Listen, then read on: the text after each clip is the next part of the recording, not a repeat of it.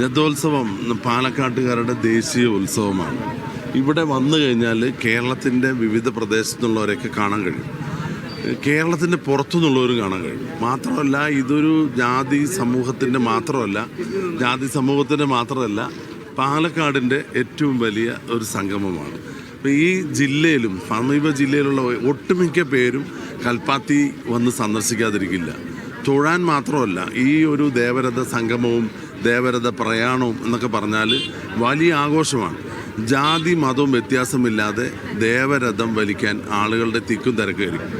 പിന്നെ വേറൊരു പ്രത്യേകത ഉള്ളത് വെച്ചാൽ കൽപ്പാത്തി ജനിച്ച് വളർന്ന ആളുകൾ ലോകത്തിൻ്റെ ഏത് മൂലയിലാണെങ്കിലും അവർ ഒരാഴ്ച മുമ്പ് ഇവിടെ എത്തിയിട്ടുണ്ടാവും.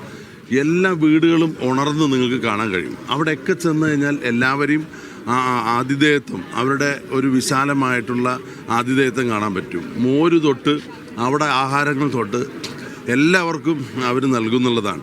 അപ്പോൾ ഒരു സ്നേഹ സംഗമമാണ്, ഒരു മതേതര സംഗമമാണ്. ഞങ്ങൾക്കൊക്കെ അഭിമാനിക്കാൻ കഴിയുന്ന ഏറ്റവും വലിയൊരു ഉത്സവമാണ്. എല്ലാവരെയും ഒരുമിച്ച് ഇതുപോലെ ഒറ്റക്കെട്ടായി സമൂഹത്തിൽ കാണണമെന്ന് ആഗ്രഹിക്കുന്ന ജനപ്രതികൾക്ക് ഇതൊരു ഉത്സവമാണ്. ഞങ്ങളെല്ലാവരെയും കാണാൻ വേണ്ടി ഇറങ്ങും. തൊഴുക മാത്രമല്ല, ഭക്തി മാത്രമല്ല, സ്നേഹത്തിൻ്റെ ഒരു കടലാണ് ഇവിടെ ഈ കൽപ്പാത്തിയിൽ ഉണ്ടാകുക. തേര് വലിക്കുക എന്നുള്ളത് കൂടി അതിൻ്റെ ഒരു ഭാഗമാണ്. തേര് വൈകുന്നേരം വലിക്കുമോ? ഞാൻ ഇന്നത്തെ കാര്യം കുറച്ച് ഡൗട്ടാണ്. ഇലക്ഷൻ പ്രഖ്യാപിച്ചതുകൊണ്ട് കുറച്ച് തിരക്കില്ല. പക്ഷേ എല്ലാ വർഷവും തേര് വലിക്കാൻ പരമാവധി എത്താറുണ്ട്. അത് വിവിധ ദിവസങ്ങളിലായിട്ടാണ്. മാത്രമല്ല ഈ രഥോത്സവം, ഈ രഥസംഗമം കഴിഞ്ഞാൽ തീരുന്നു പലരും വിചാരിക്കും. പക്ഷേ ഇനിയും ഒരു മാസം ഇവിടെ വളരെ ജനസഞ്ചയമായിരിക്കും, സന്ദർശകരായിരിക്കും. കൂട്ടായ്മ ഒരു മാസം തുടരും. ആണ് ഈ കൂട്ടായ്മ. അതിൻ്റെ രഥോത്സവത്തിൻ്റെ ഭാഗമായുള്ള വിവിധ പരിപാടികൾ നടക്കുന്നുണ്ട്. ഈ പരിപാടികൾ നടക്കുന്നുണ്ട്. ഈ കഴിഞ്ഞ രഥോത്സവത്തിനുണ്ടായിരുന്ന ഒരു സ്ഥാനാർത്ഥി കൂടി അല്പസമയത്തിനുള്ളിൽ നമ്മോടൊപ്പം ചേരും.